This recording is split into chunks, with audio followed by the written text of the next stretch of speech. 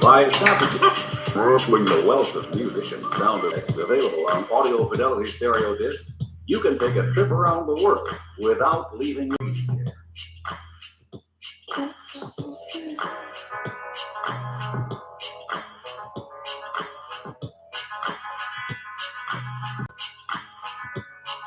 Together with everything and nothing between us, you are the whole, so me, you, universal union, blending in matter, journeying in harmony. Woo! Journeying in harmony.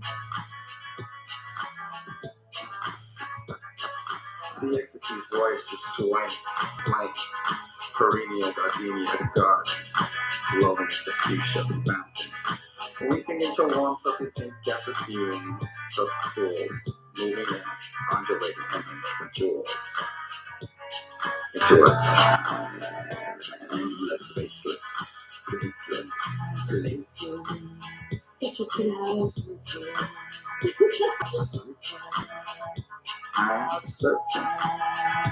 I'm surfing, moving through your house. I'm a couch surfer.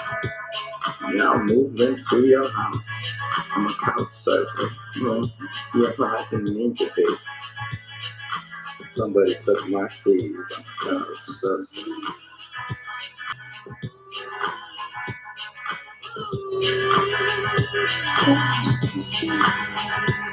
So I'm locked inside of a holiday inn, and I'd like to get out with just a little bit of rain. Can I crash your place again? Just one more night. I'm couch surfing. I'm a couch surfer.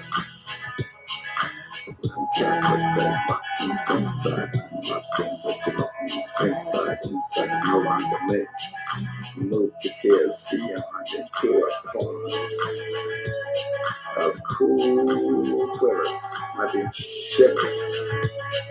I'm pure energy beyond the sun. I'm out of a complete union. I'm a couch surfer. Might have ate those chips. Oh, that's okay. I like this anyway. No, I didn't use pay-per-view. I figured it was free. Yeah, I'm going. I'm a couch surfer.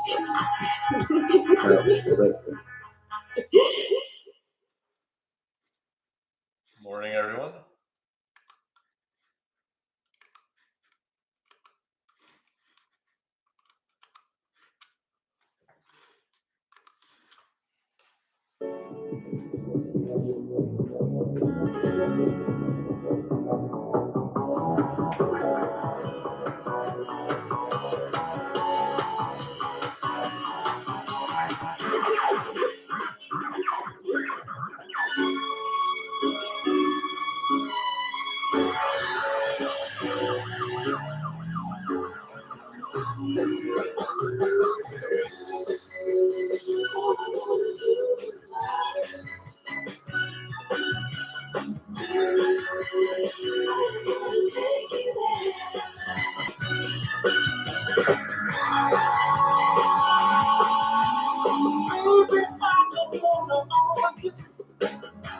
Don't even want to fight. I just want to love you and hold you all the night. The message from the heart, nothing to do with how. Try to keep it happy. You ask yourself to cry. All I wanna do is love you.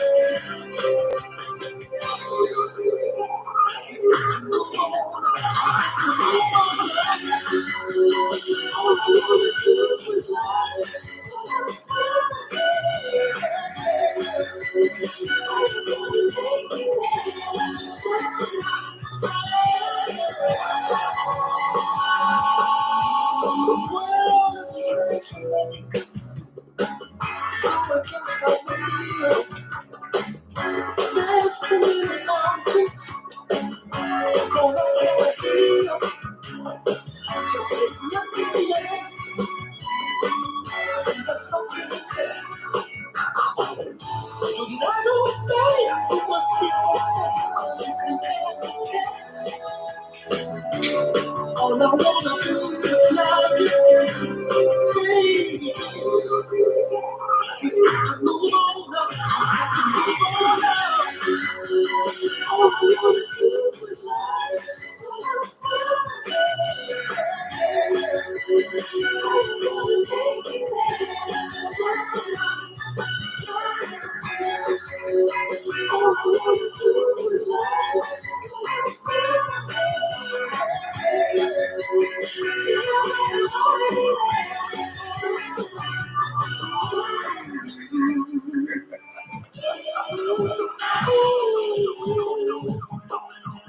The world is trying to make us go against our will.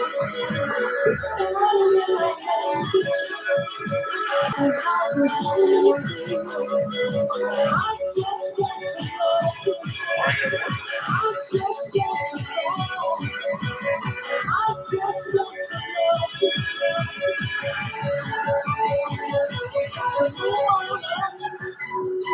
All I want to do is love you.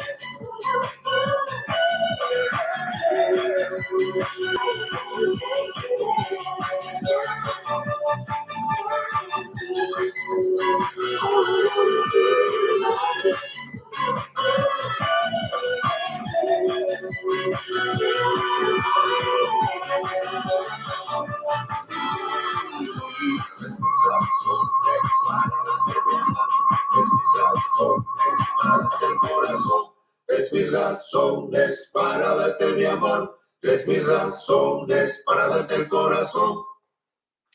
Morning, everyone.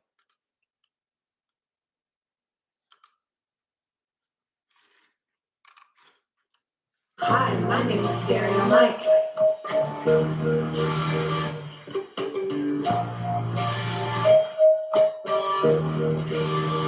Yeah, we got 3 tickets to the Brand Bang concert happening Monday night, Pacific Palisades. But you can all roll in if you want to answer a quick question. Maybe what is your favorite? You can just call and say what the rock for. Give us a ring ding ding. It's a beautiful day.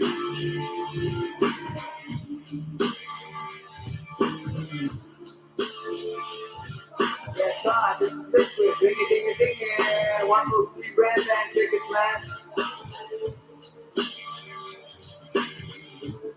Todd,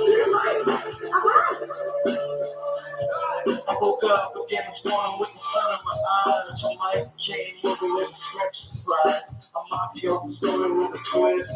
A 2-1 food you here to get your ass out of bed. He said I was standing on the way. But we ain't nothing. absolutely nothing that day. And I say, what the hell am I doing drinking in LA? After you said this, I got the freedom for the flavor, the day that was a flavor, so I'm in a busy. And the girls on the bus kept on after us. Road 10 to Venice again. Firing up the G-Funk, sipping on juice and gin. Just me and a friend, feeling kinda groovy, working on a movie. Yeah, right. But we did nothing, absolutely but kids that day. And I'll say, what the hell am I doing drinking in LA? After you said this, I just wanna take it to my wiser and take it with me. Please give it to us, Serena. Some men don't want to hurt. Another man say we want with the fuss. You can see them all bitching by the bar. About to find mine, feeling rich in the floor. Then we turn to me and say, what you think we got to learn, son? We got a conclusion. And I guess that's something. So I asked you what the hell am I doing drinking in LA at 26? I got the fever for the dancer, the thing that you relate. So I'm just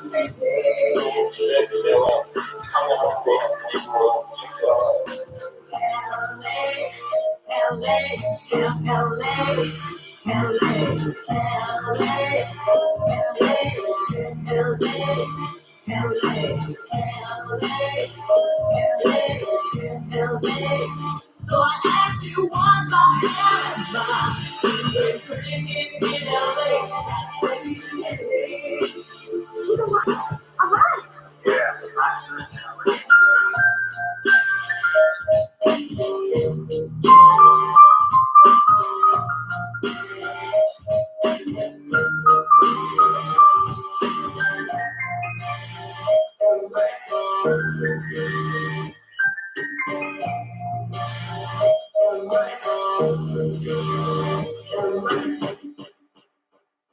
Serena, if you could give us that question. Shot to be take one. Rolling. Time for one more quick one.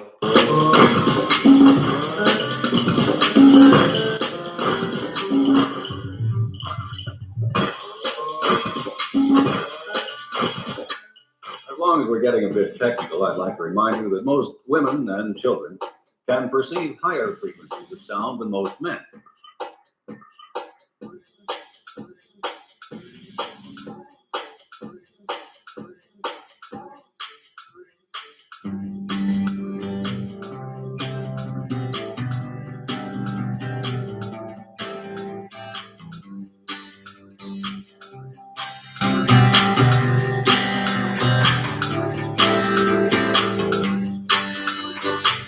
Everywhere I see your faces, everywhere you sing, I'm smiling. Every time you're not around, doesn't matter, 'cause you're everywhere to me.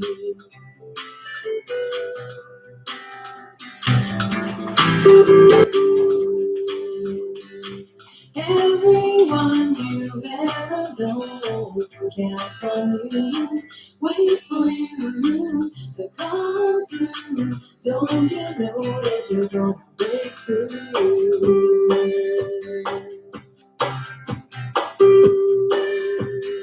It used to be black. And everywhere you came and left, you came in the name of your love. Left a wake of happiness and tenderness and sweet conflict, sweet conflict. You hang around, you come on down, you come on down, and it's on and on and on. It's on. It goes on. You hang around, you come on down, and you don't come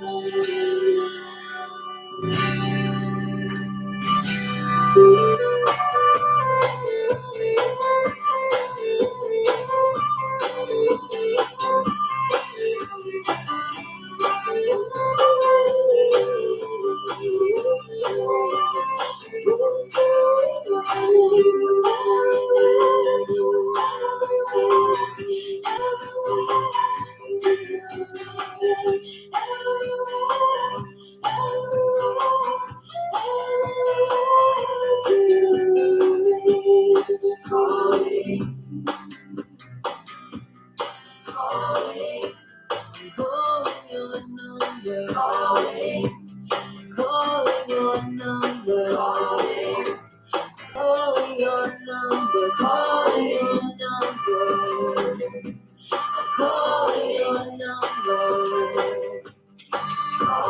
You are everywhere. Everywhere to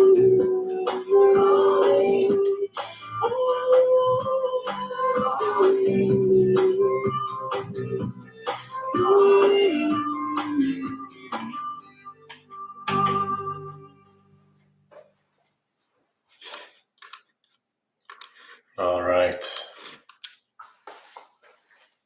Thank you, Gabrielle. So first of all, for this question, let's postpone that. We'll do it in a few moments. For this question, I don't want to waste too much time. It's rather long, but very easy.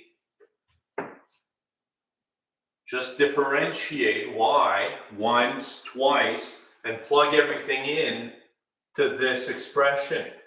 So you have the second derivative, and then minus 4 times the first derivative, plus 13 times the original function. And then expand everything and simplify as much as you can. You'll see that you get 0.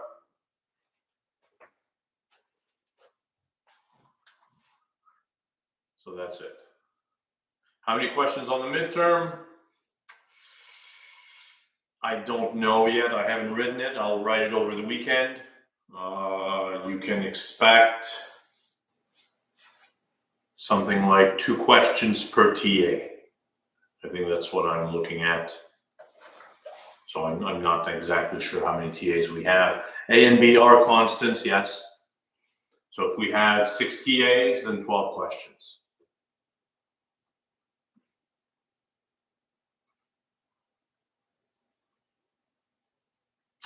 No practice. No, I mean, you should do lots of exercises from the book. You have the tutorial questions. You have web work questions. You have a lot of stuff to practice already. There's no point in giving you extra work. Here, you know that Michael's asking what sections are on the midterm. I've posted that on my courses in an announcement. The question, I mean, you know the converse of this, right? In the sense that if you have 2 limits that exist, if the limit of f exists and the limit of g exists, then the limit of the sum exists, and the limit of the sum is the sum of the limits. Here, they're suggesting that the limit of the sum might still exist, even if both limits do not exist. And, you know, all they want you to do is give an example. Implicit differentiation is not on the exam. And should you focus on word problems? Not focus too much, but you should be comfortable with word problems. So an example for this, let's take the limit as x goes to 0 of 1 over x. We've seen this before. Limit from the left and limit from the right aren't equal. So this limit does not exist. But the limit as x goes to 0 of 1 over x minus 1 over x does exist, and it's 0. So there it is. Counterexample for that. And this is going to work for the other one as well. This limit does not exist, but when you multiply them together, the limit is infinity.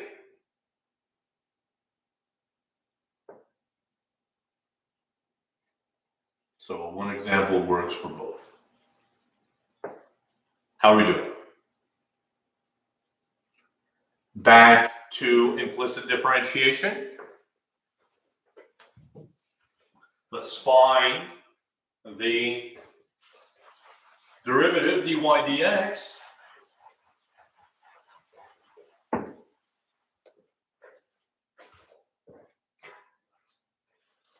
assuming x and y are defined implicitly by this equation.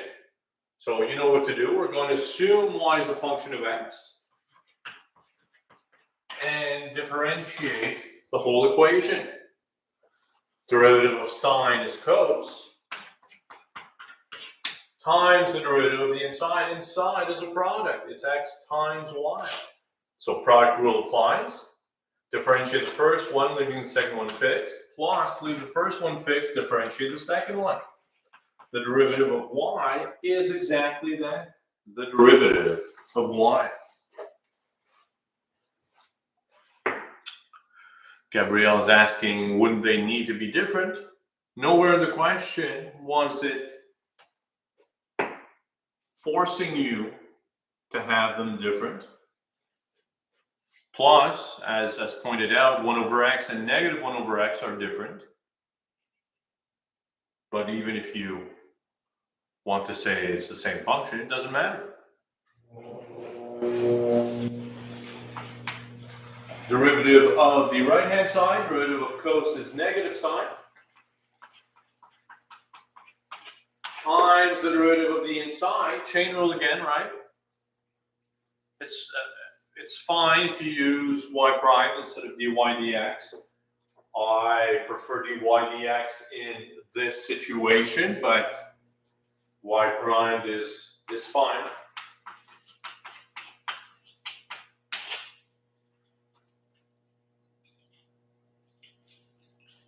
And now you know what you want to do. You want to expand everything, group the dy dx's on one side, and bring everything else to the other. For the final, if the final remains in person, which I believe it will, because it's my understanding that an announcement for next semester is imminent, and we'll have even more in-person classes. So I strongly believe that the final will be in person. And in that case, as you know, there's no formulas given, no formula sheet, no nothing. You need to know everything.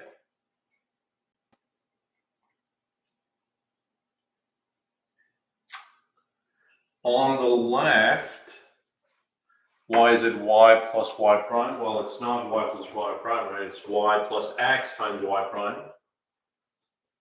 Because it's the derivative of the inside. Well, I mean, we had the option of having the midterm in person. We could have had it in person, but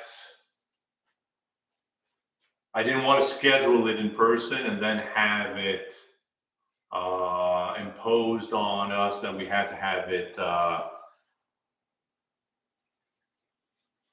online. So I figured we might as well have it online.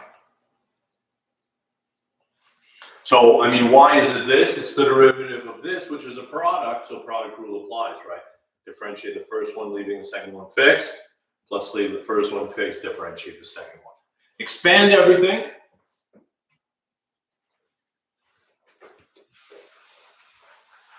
So all that to say, I think things are slowly getting back to normal, which is a good thing for everyone.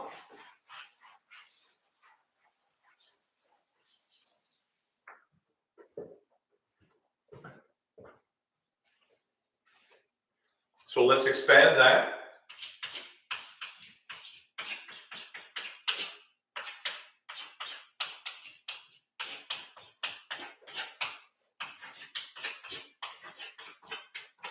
And expand this.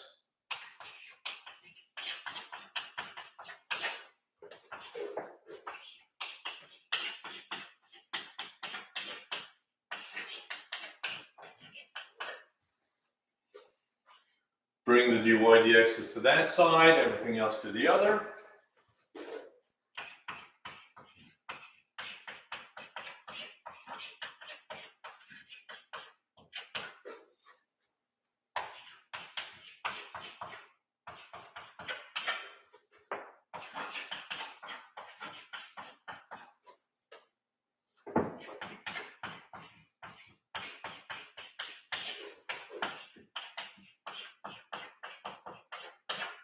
Factor out a dy dx and divide.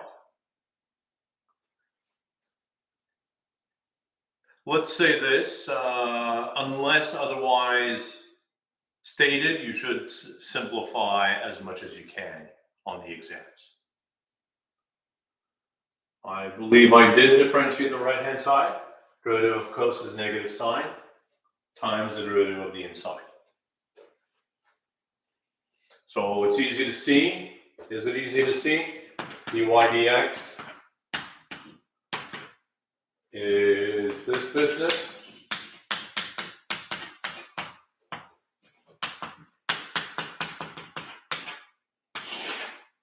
over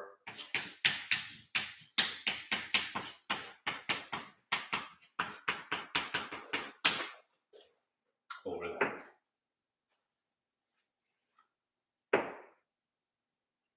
Convinced?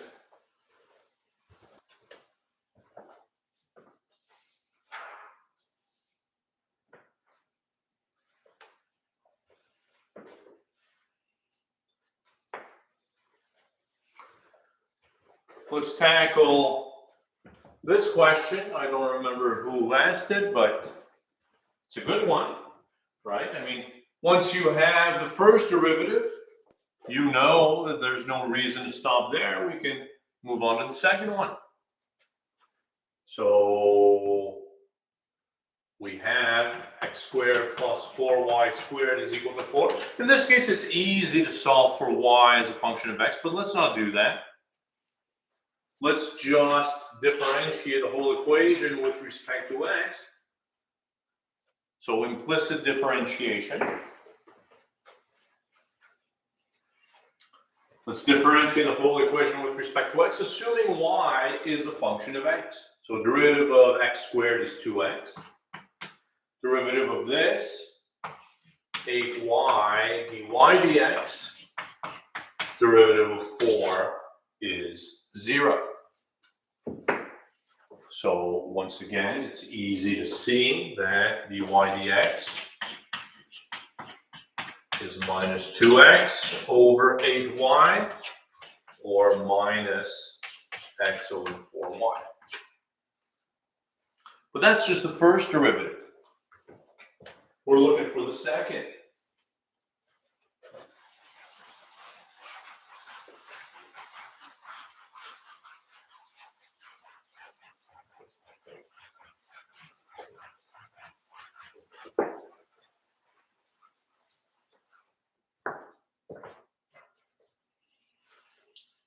So what do we have? We have dy dx is negative x over 4y. And differentiate the whole equation, again, with respect to x. So what do we get? On the left-hand side, we of course get the second derivative. And so we have to differentiate this, but what is that? That's a quotient.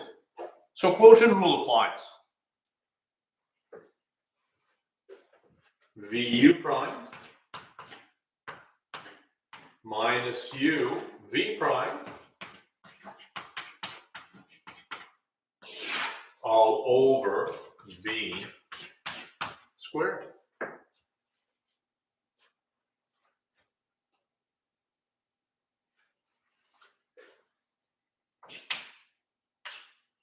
We can pull out a 4 here.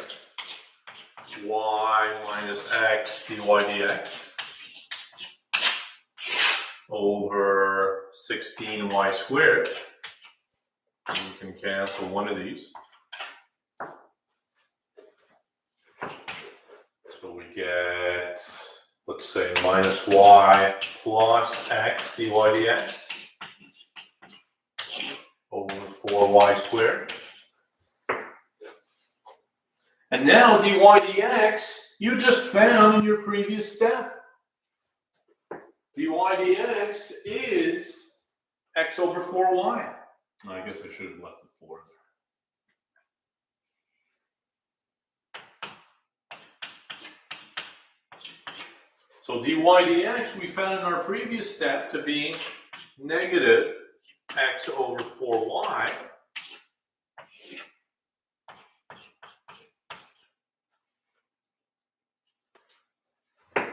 Absolutely.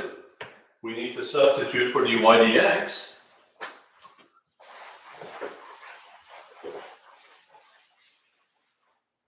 So what do we have?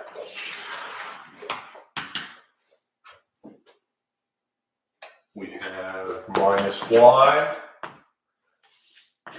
minus x squared over 4y. All of this is over 4y squared. Maybe a common denominator for the numerator? we get a minus 4y squared minus x squared.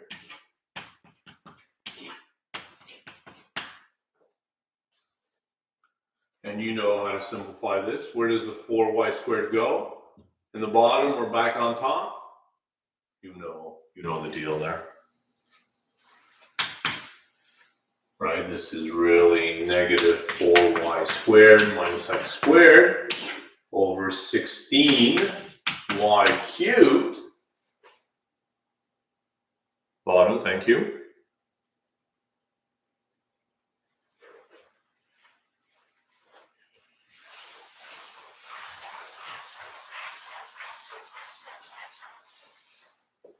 So there it is. And if you factor a negative out of this, this is really x squared plus 4y squared.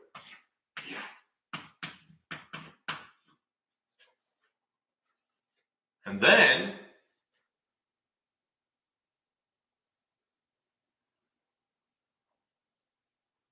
Jack is asking how we got this. Common denominator.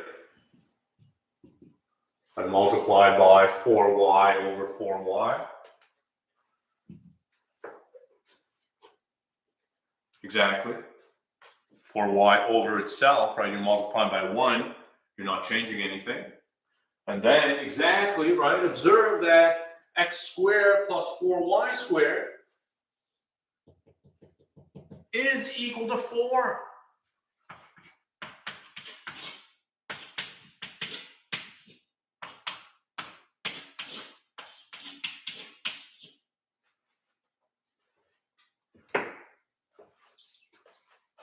Right? Be on the lookout for that.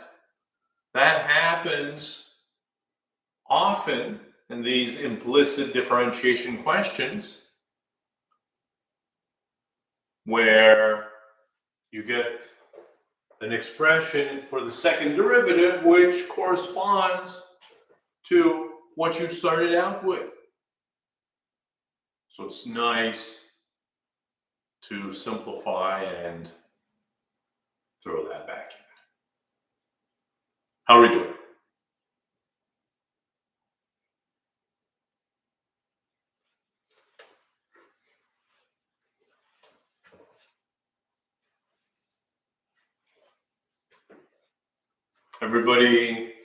Everybody saw that trick? Yes? Moving on.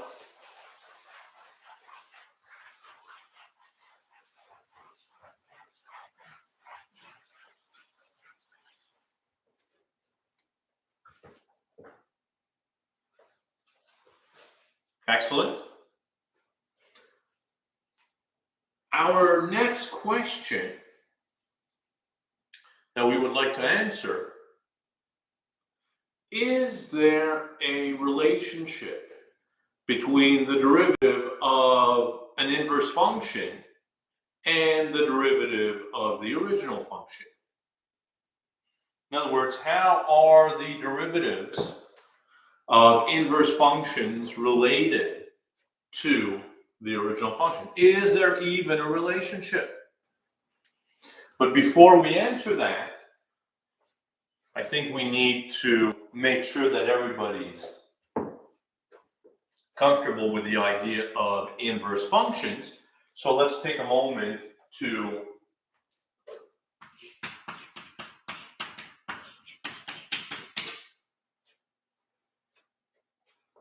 discuss inverse functions.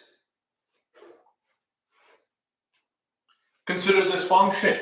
You're familiar with this, right? You know, I mean, you've seen this before. You know that this is really just a straight line.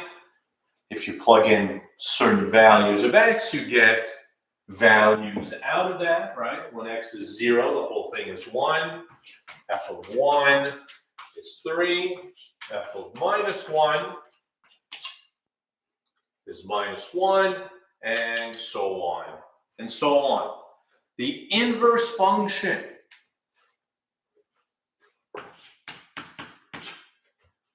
is a function such that when you plug 1 in, you get 0 back. If you plug 3 in, you get 1 back. If you plug -1 in, you get -1 back, and so on and so on. This is how a function and its inverse are related. For those who have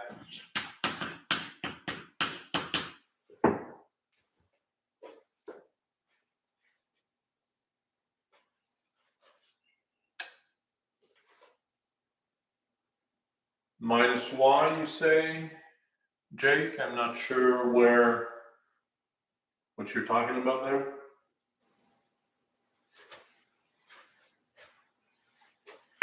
-4.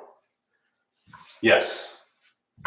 From here, we factored out a negative, and you have x squared plus 4y squared. But look at this.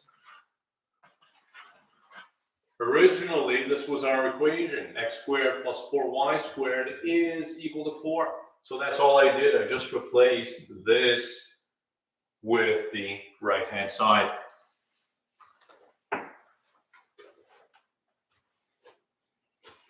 Right, thank you, everyone. Everybody who has some experience with the inverse functions knows very well that the inverse function of 2x plus 1 is x minus 1 over 2.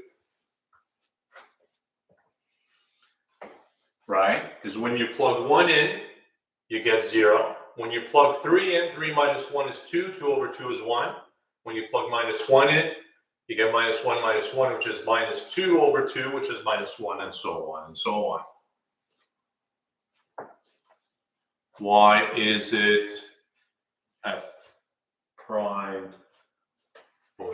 This is notation. This is not a prime, right? This is a -1. This is notation for the inverse function. F minus 1 is the inverse function. We're not talking about the derivative here.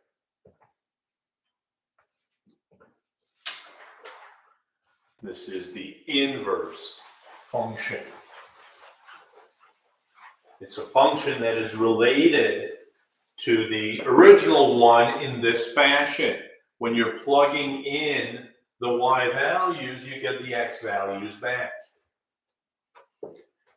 Somebody's asking how to find the inverse. It's a valid question. Let's hold off on that for a moment and take another example, and then we'll discuss.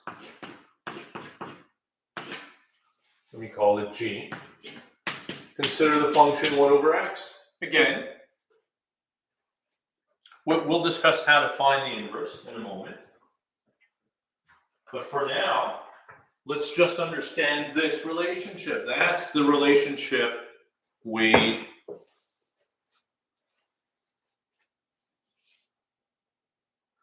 exactly as Elliot suggests, right? It does not mean f of x to the power -1. It does not mean 1 over fx. It's notation for the inverse function. So don't make that mistake. Consider this, and you are very familiar with this function again, right? What happens when you plug 1 in? When x is 1, you get 1. When x is 2, you get 1/2. When x is -1/3, you get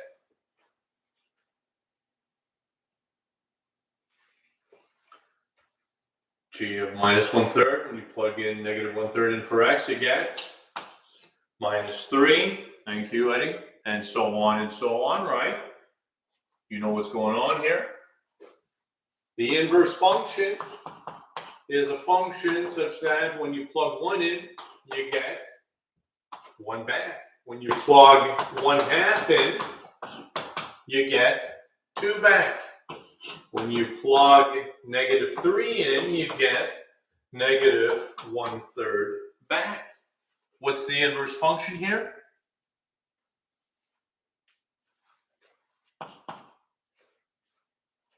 Can you guess at a function such that when you plug 1 in, you get 1 back? When you plug 1/2 in, you get 2 back. When you plug -3 in, you get -1/3. 1 over x.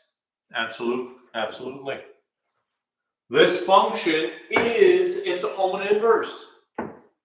Very interesting.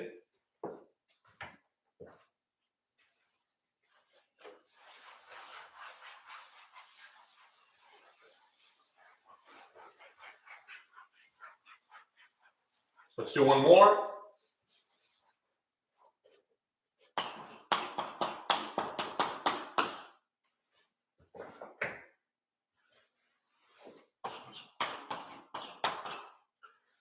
Again, very familiar with this function. When you plug 0 in, you get 0 back. When you plug 1 in, you get 1 back. When you plug 2 in, you get 4. When you plug negative 1 in, you get 1, and so on and so on. The inverse function is a function such that if you plug 0 in, you get 0 back. If you plug 1 in, you get 1 back. If you plug 4 in, you get 2 back. If you plug 1 in, you get minus 1 back. And now if you look at these two things, we're in trouble. Big trouble. If you plug 1 in, you get 1. And if you plug 1 in, you get negative 1. This is not a function. This is not a function.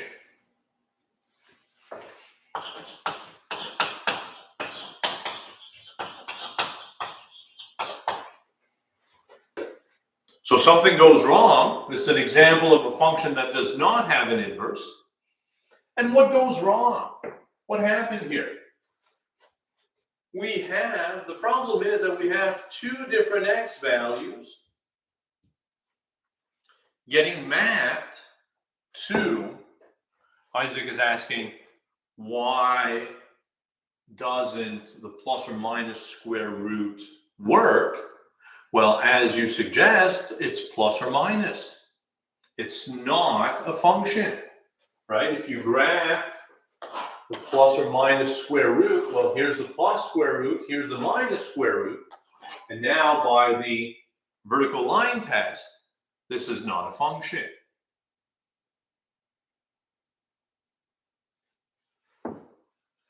So as it stands, we have an issue. And what caused this issue? Here we had two different x values getting mapped to the same y value. So when you take that y value, you don't know which x value you get back. So that's the problem. In other words, not all functions have inverses. And this is the issue that arises when you have this. So let's give this a name, definition. A function, f of x, is said to be injective or one-to-one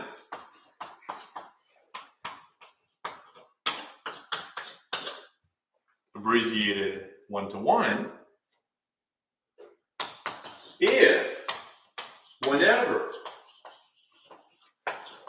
f of a is equal to f of b, then a is equal to b.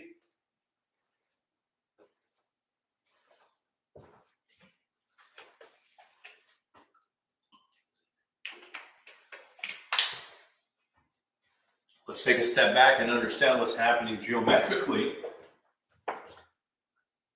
What is this saying? If two numbers map to the same y value, right? If two numbers map to the same y value, they had to be the same number to begin with. I'm defining, Jack, what injective means. Here's the definition.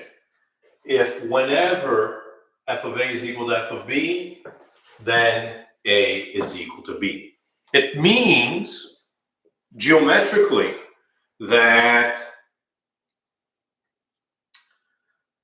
you don't have the same y value for two different x values. The only way you can have the same y value is if the x values were the same to begin with. Let's take a few examples. F of x is 2x plus 1 is injective. Let's prove it. Let's prove it. How do you prove it? Well, you start with f of x, f of a is equal to f of b. And you somehow wish to conclude that a is equal to b.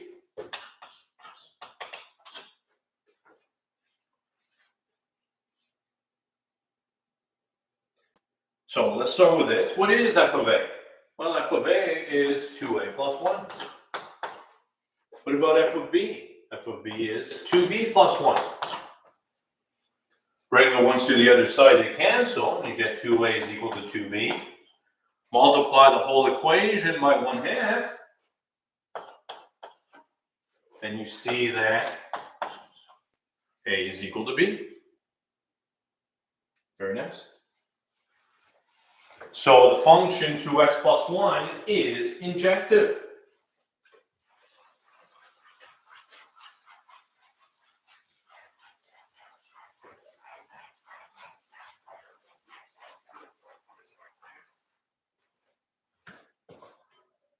Say another example.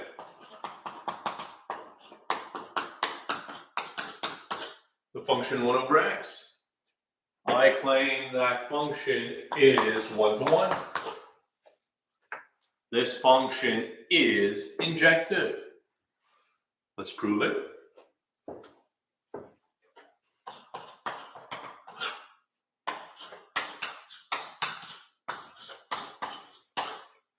We start with g of a is equal to g of b, and we want to somehow conclude a is equal to b. But g of a is 1 over a. G of b is 1 over b. Cross multiply, or multiply both sides by ab, and we get b is equal to a.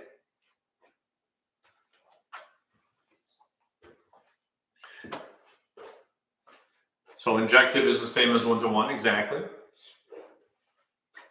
Function is said to be injective or 1 to 1. It's the same thing. 1 to 1 describes it nicely, right? For every 1x value, you get 1 y value and vice versa. So there's a 1 to 1 correspondence between the x and the y. Not too sure about the AB. What cross multiply then, if you prefer. I suggested cross multiplication. So in here, cross multiply. Cross multiplication is equivalent to multiplying by AB. If I multiply by AB both sides, equality is maintained.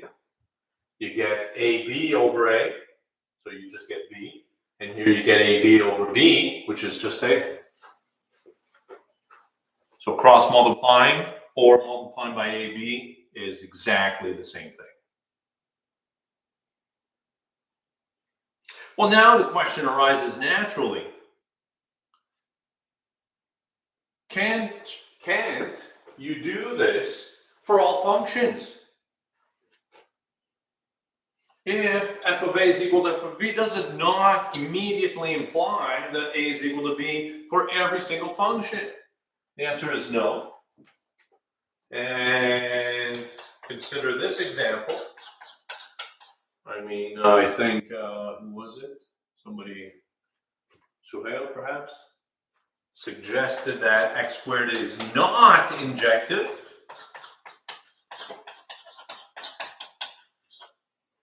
by noticing that h of 1 is 1, and so is h of negative 1. If you plug 1 or negative 1 into this, you get the same y value.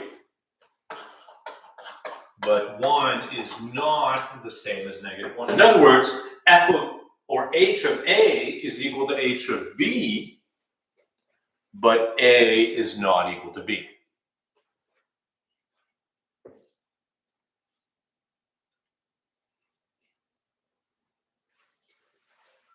So this function is not injective, right? H of A is equal to h of B, but A is not equal to B. So you cannot conclude that. And again, from a geometric perspective, what are we saying here? The only way you're going to get a y value is if you started out with the same x value. So, I mean, we were looking at the plus or minus the square root of x idea, and we said that this was not a function because it goes against the vertical line test. We have a similar test to test whether a function is injective or not, known as the horizontal line test.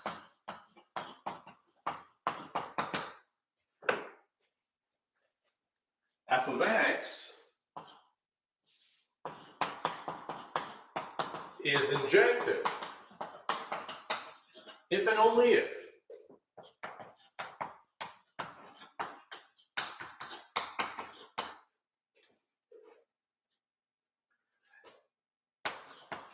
every horizontal line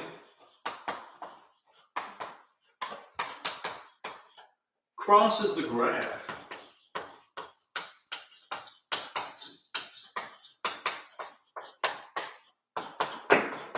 y equals fx at most once.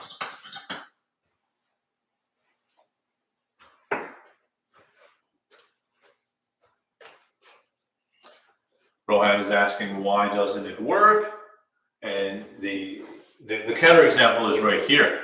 When you have a squared equals b squared, this does not imply a equals b. Bring this to the other side, and this factors as a minus b, a plus b. So now you've got a product equal to 0, so one of the factors has to be 0.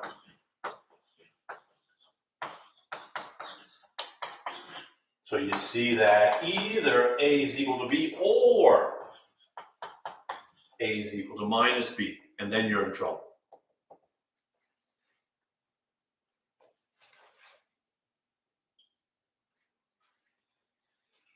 You're in trouble with the minus here.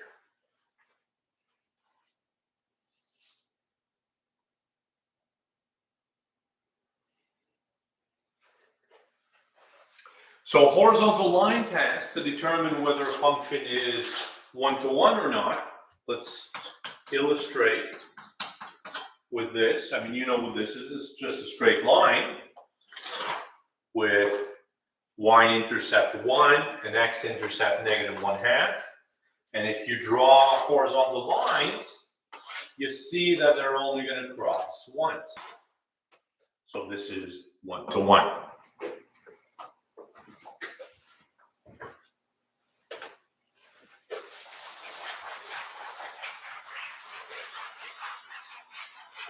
Similarly, the function 1 over x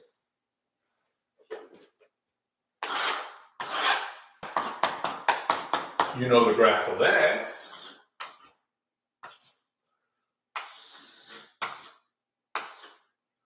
And once again, horizontal lines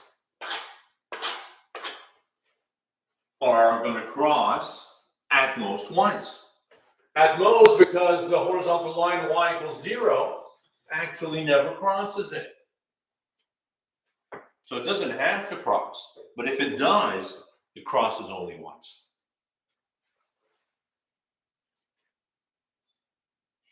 And if we look at the function y equals x squared, which again, you know what that looks like.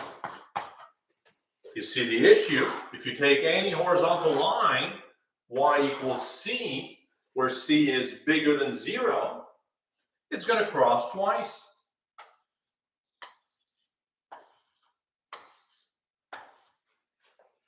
Not injective, not one-to-one.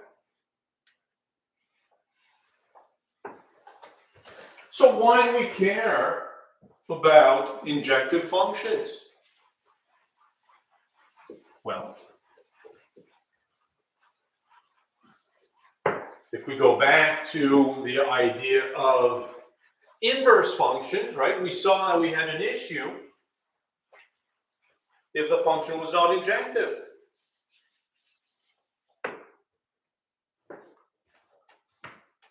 And if the function is injective, then we're fine. Practice is key to drawing graphs. Drawing graphs is going to be a huge part of this course coming up in November. So you'll have lots of time to practice. Can we have an example of a non-injective function that isn't some kind of exponential? Well, I mean, this is not an exponential function, right? So 1 over x, or straight lines. Anyways, theorem.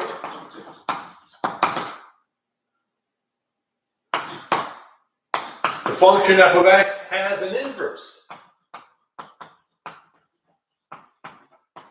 on a domain D if and only if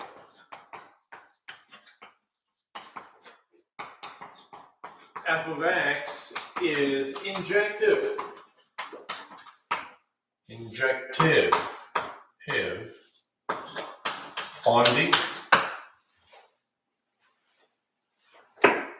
1 over x is injective. That's what we're saying here. Every horizontal line crosses at most once, and in fact, the line y equals 0 never crosses it. Never is fine. You just don't want it to cross more than once. So that's the big idea. Invertible if and only if 1-to-1.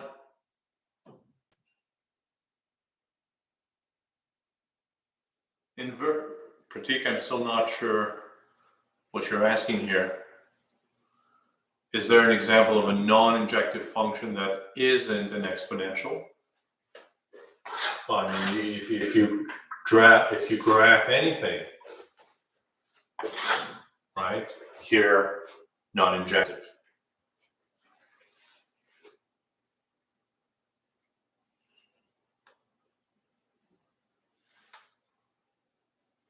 If there's ever a non-injective function that isn't exponential. Yeah, exactly. Piecewise, sines and cosines, and all of those things. Absolute value of x, very nice. Absolutely. Or any graph that you want to make up which is not exponential, as long as somewhere there's a line, a horizontal line that crosses it more than once. So as was pointed out, this absolute value function. What about something like y equals 2? Well, there it is as well, right? Y equals 2 is not injective because the line y equals 2 intersects it at more than one point. In fact, it intersects it at infinitely many points. So a function has an inverse if and only if that function is injective.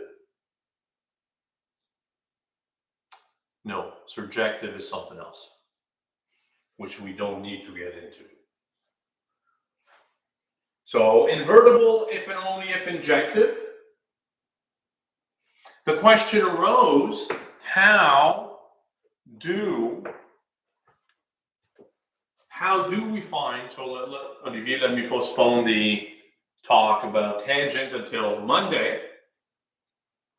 But the question arises, how do we find the inverse?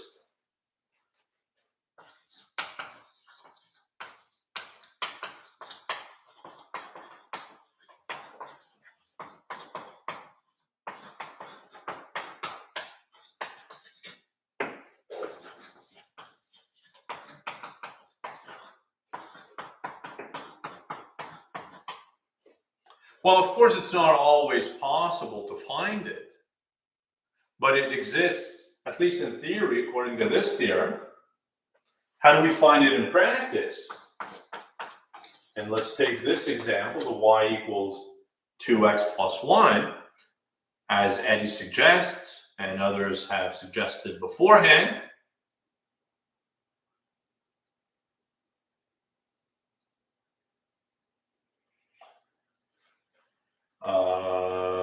So yes to Connor's suggestion there.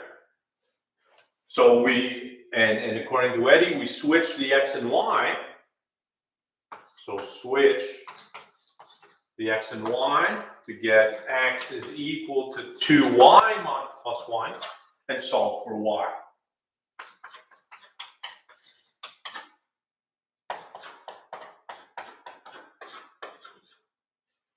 Exactly the answer we had before. Well, this idea of plugging in x and y, not really mathematical, right? So let's give a real definition of an inverse function. Definition: f of x and g of x are said to be inverse functions of each other.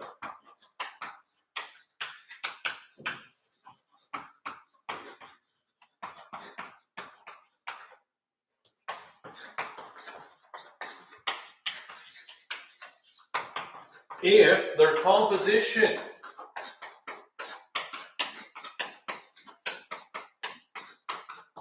is equal to x.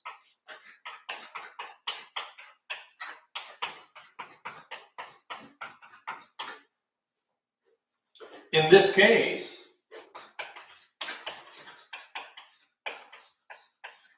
g of x is said to be the inverse of f.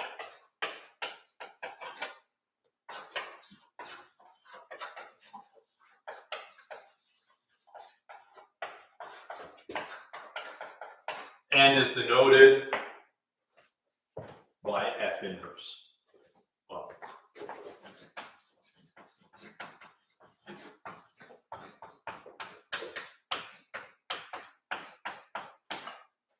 again, very important that this is notation for the inverse function, not 1 over f.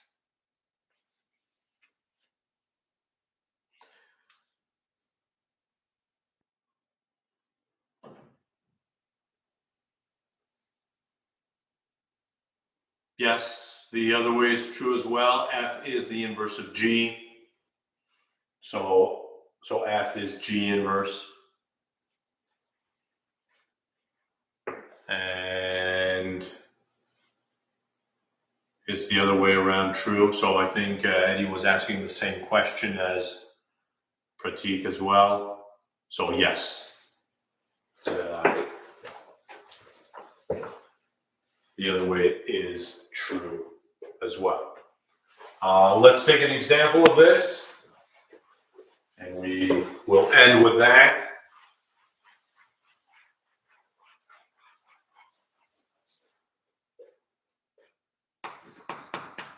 example, we had f of x as 2x plus 1.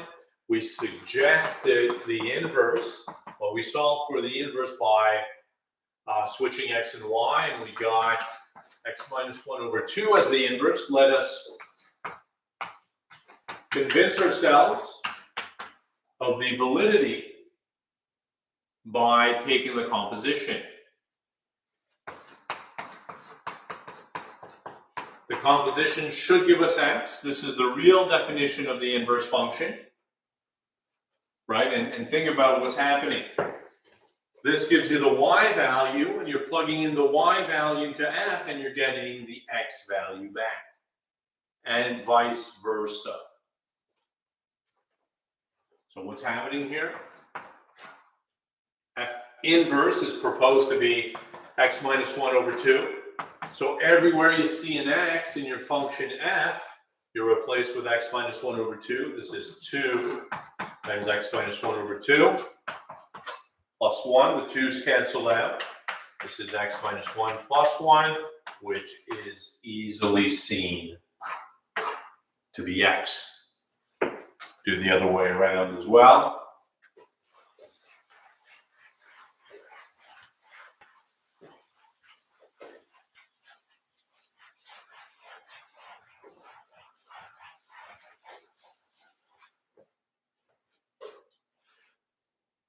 F inverse of f.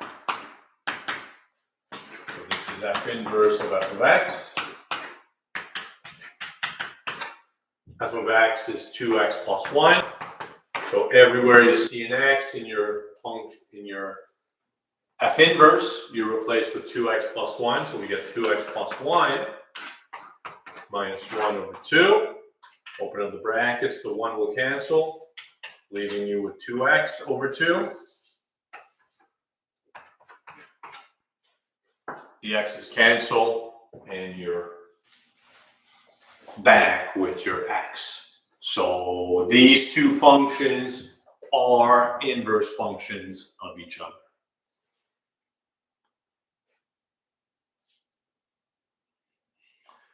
What does it being x tell us? Well, I mean, remember those two columns, right? You plug in a value of x into your function, you get a y value. The inverse function is the function such that when you plug in the y value, you get the x value back, right? So you plug in an x value into your function f, you get a y value, and you plug in that y value back into the inverse, you get the original x back. That's what the inverse function is.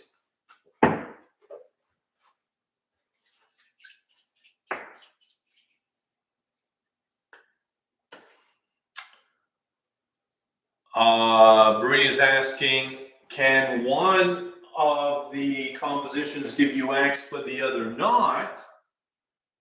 This could happen depending on the domain. So you want to be careful. And the example is, take the x squared. Take x squared and root x. And then you have perhaps an issue if you're taking negative values.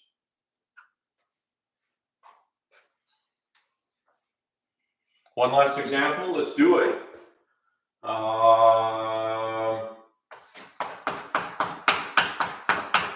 We had f of x is 1 over x, and our proposed inverse was 1 over x again, right? I mean, if you solve for it without assuming anything, y equals 1 over x. So if you interchange x and y, x is 1 over y. So here we're switching. And then cross multiply, and you get y is 1 over x. So you see that these two functions are proposed to be inverse functions of each other. And now let's do the composition just to check. F of f inverse. So f of f inverse. F inverse of x is 1 over x. Everywhere you see an x in your function f, you replace with 1 over x. So this is 1 over x. This is 1 divided by 1 over x. And when you divide by a fraction, you multiply by the reciprocal. I'll let you do the other one, but it's the same thing.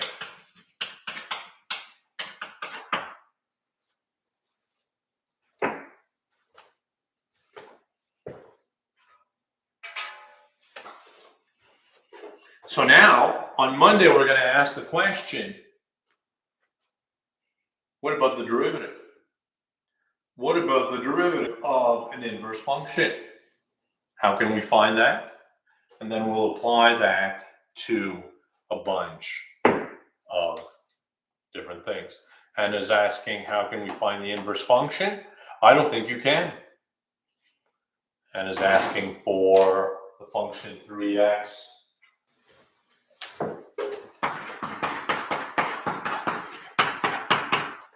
plus 5 ln x minus 9.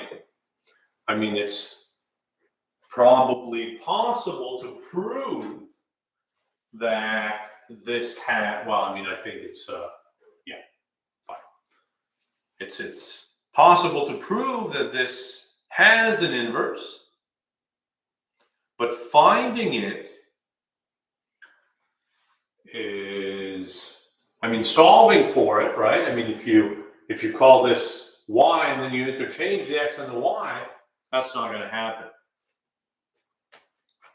I don't know what page. I mean, the examples I was giving you were just off the top of my head, so I don't have a page number for that, but look up inverse functions. I mean, I think it's the section following what we're doing. It might be in chapter 1, actually. This is just a review of pre-calculus stuff, just to make sure everybody's on the same page. So I would suspect chapter 1, where you'll find inverse functions.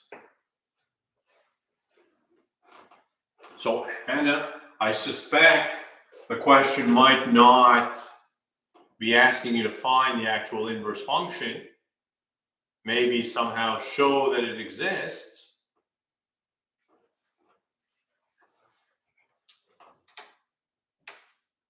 Or something else.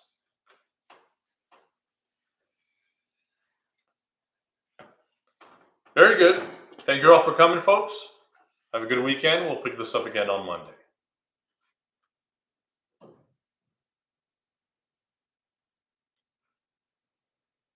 Integrals are next semester. We're going to end with that notion. Just simple antiderivatives. But integrals are really what Cal 2 is all about.